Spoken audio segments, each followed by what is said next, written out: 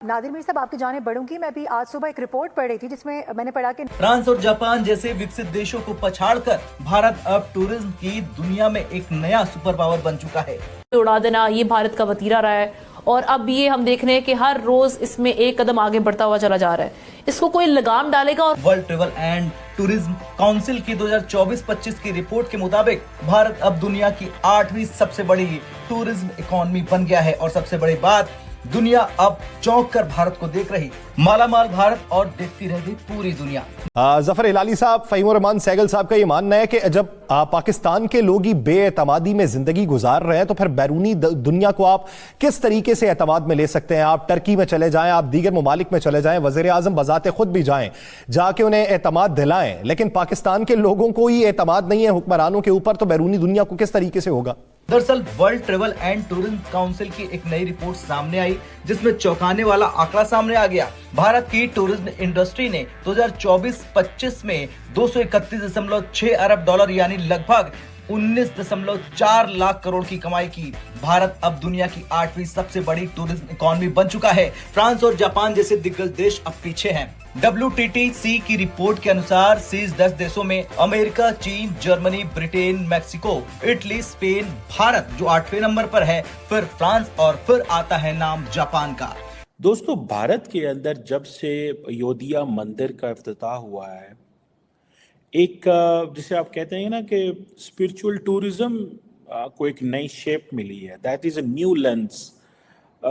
इससे क्या होगा? क्या प्राइम मिनिस्टर मोदी जो है वो जिसे कहते हैं ना, एक वो इसको नाम दिया जा रहा है रिलीजियस बूम टाउन्स, कि क्या ऐसे शहर बनने जा रहे हैं जो जिसे वो कहते हैं ना, प्राइम मिनिस्टर मोदी की जो हिंदू नेशनलिज्म कि स्ट्रॉन्ग वो एक सपोर्ट बेस होगा, जहाँ पे इंफ्रास्ट्रक्चर बिल्डअप भी होगा, जहाँ पे मज़हब भी होगा, इकोनॉमी भी होगी। ठीक है जी। प्रॉपर्टी की कीमतें भी कहा जा रहा है कि वहाँ पे बड़ी तेज़ी से बढ़ रही हैं। चलिए अब जानते हैं 10 साल पहले कहाँ था भारत। दरअसल 2013 में भारत की टूरिज्म रैंकिंग थी 24वीं और विदेशी पर्यटकों की संख्या महज 70 लाख। जीडीपी की हिस्सेदारी थी केवल 5 से 6%। फिर 2020 में आया कोरोना जिसने पूरी दुनिया की टूरिज्म इंडस्ट्री को झटका दे दिया। भारत में विदेशी पर्यटक घटकर सिर्फ 27 लाख रह गए। टूरिज्म का जीडीपी में योगदान 4% से भी नीचे आ गया। लेकिन मोदी सरकार ने टूरिज्म बजट 500 करोड़ से बढ़ाकर 2400 करोड़ कर दिया। इनक्रेडिबल इंडिया 2.0 डिजिटल प्रचार और फिल्मों के जरिए भारत की विविधता को प्रमोट किया गया। साल 2023 में 9.5 मिलियन इंटरनेशनल टूरिस्ट आए, 87% की रिकवरी हुई और योजनाएं भी काफी पावरफुल रही। पाकिस्तान के लोगों को नहीं है, आपने बिल्कुल सही कहा, मगर उससे ज्यादा बाहर के मुल्क के लोगों को नहीं है। इसलिए आपको तो उधर जाके लोन लेना है, वो नहीं देना चाहते आपको। हम सब इधर बैठ के कहते रहते हैं जब भाई पॉलिटिक्स को ठीक कर दो और आप इकोनॉमी ठीक हो जाएगी। नहीं, वो कहते हैं तुम्हारे भाड़ में जाए तुम्हारे पॉलिटिक्स, तुम्हारी इकोनॉमी जो तुम्हारे पॉलिटिशियंस ने चलाया है और दूसरे लोग भी उनके साथ मिलके चलाए हैं। ये मत समझे कि सब फैसले सिर्फ हमारे पॉलिटिशियंस ने किए हैं और लोग भी इसमें मुलव्विस थे। आप फेल हो गए हैं।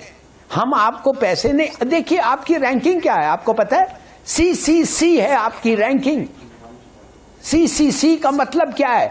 Significant risk of default. इसका मतलब क्या है कि आप डिफॉल्ट पे जा रहे हैं। जालिमों, मोदी की तस्वीरों ने एक बार फिर इंटरनेट ब्रेक कर दिया है।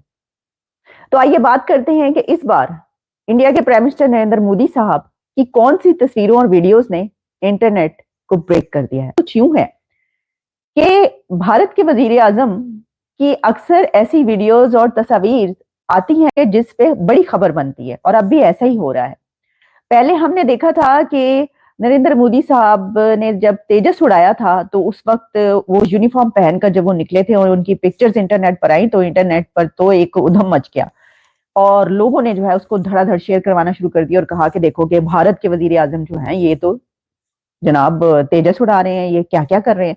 लेकिन अब हुआ कुछ यूं है कि मोदी साहब एक आइलैंड पर पहुंचे हैं और वहां पर उन्होंने स्नॉर्कलिंग, डाइविंग और स्विम और उस आइलैंड पर उनकी पिक्चर्स जो हैं ये सब करते हुए वायरल हो रही हैं। स्वदेश दर्शन योजना के तहत धार्मिक और सांस्कृतिक जगहों को एक थीम के साथ डेवलप किया गया और फिर आया इसका अपग्रेडेड वर्जन स्वदेश दर्शन 2.0, जिसमें सस्टेनेबल टूरिज्म और लोकल इन्वॉल्वमेंट को फोकस में रखा गया। इंफ्रास्ट्रक्चर में भी गंभीर सुधार किए गए। 2014 तक भारत में सिर्फ 91,000 किलोमीटर नेशनल हाईवे थे, जो अब बढ़कर 1.46 लाख किलोमीटर हो चुके हैं। और ये जो आपको पता है कि राम मंदिर का इफ्तिताह, ये सारा तकरीबन $225 मिलियन का एक ये प्रोजेक्ट था। और जाहिर बात है इधर एक रिलीजियस कॉन्फ्लिक्ट था। एक आपको पता है कि 16वीं सदी में बाबरी मस्जिद बनी अंदर, और ये फिर 1992 में डिमोलिश हुई और देन कम्युनल राइट्स हुए, सारा कुछ हुआ। लेकिन हिंदूज बिलीव करते हैं कि ये समझते हैं कि यहाँ पे that is a birth place of Lord Ram, और इसका उन्होंने वो किया। नमस्कार दोस्तों। तो दोस्तों, भारत की तरक्की देख दुनिया में ऐसे बहुत सारे देश आपको मिल जाएंगे जो भारत से अब जलने लगे हैं। लेकिन दोस्तों, इस समय विश्व भर में भारत की चर्चा की जा रही है नाटो और यूरोपियन यूनियन की वजह से। मैं दोस्तों, भारत के लिए एक बहुत बड़ी खबर आई, जिसको सुनने के बाद तो बहुत सारे देशों को झटका लग चुका है, क्योंकि वर्ल्ड टूरिज्म इकोनॉमी की रिपोर्ट आई है जिसमें भारत विश्व भर में पहुंच गया है 8वें नंबर पे, जहां पर टूरिज्म से कमाई होने के मामले में भारत अब 8वें नंबर पर आ चुका है। कमाए गए पैसों की आंकड़े सुन तो दोस्तों हमारे पड़ोसियों के दिल में आग लग गए हैं कि भारत टूरिज्म से इतना कमा रहा है। क्योंकि दोस्तों, हमारे टूरिज्म के क्षेत्र में तो इन्होंने अटैक किया था पहलगाम में कि भारत वहां पर कोई भी ना जाए, कहीं भी देश से लोग ना आए वहां पर पहलगाम में घूमने। बाद आपने देखा कि अमेरिका ने भी बयान दिया, यानी कि खुद डोनाल्ड ट्रम्प ने, कि भारत सेफ देश नहीं है, वहां पर नहीं जाना चाहिए। तो लोग कितने भी कोशिश कर ले, लेकिन भारत अपनी तरक्की लगातार कर रहा है। और जब वर्ल्ड की आज रिपोर्ट आई है तो दोस्तों वाकई अमेरिका तो चौंक ही गया होगा, क्योंकि यही अमेरिका है जो भारत में आने से टूरिज्म को रोक रहा है, कह रहा है कि भारत सेफ देश नहीं है। दोस्तों, हमारे देश के लिए तो बहुत बड़ी खबर है। वीडियो अच्छी तो वीडियो को लाइक और शेयर कीजिए और चैनल को भी सब्सक्राइब कीजिए। कौन देना चाहता है पैसे उन लोगों को जो सिग्निफिकेंट रिस्क ऑफ डिफॉल्ट पे हैं और रह चुके हैं 20-30 साल से? हमारी इकोनॉमी क्या प्रोग्रेस कर गई है, ये खुद ये साहब जो हैं आपको बता रहे हैं। सो ये देख, आईटी सेक्टर में देखे 200 बिलियन किधर और 1 बिलियन किधर। भाई, इन लोगों को नहीं आता चलाने, इसलिए अब लोग कहने लगे इलेक्शंस भी भूल जाओ। अब लोग कहने लगे हैं तुम लाके वो चेहरे दिखाओ जो इकोनॉमी को ठीक कर सकते हैं। और ये मत कहो कि अगर सियासतदानी कर सकते हैं या पॉलिटिकल स्टेबिलिटी हो जाए। पॉलिटिकल स्टेबिलिटी बेशक हो जाए, फिर भी नहीं होने देंगे। इनके पास हुनर नहीं है, एबिलिटी नहीं है, फोर्स नहीं है, सपोर्ट नहीं है, डिटर्मिनेशन नहीं है, ऑनेस्टी नहीं है, कैपेबिलिटी नहीं है, कैपेसिटी नहीं है।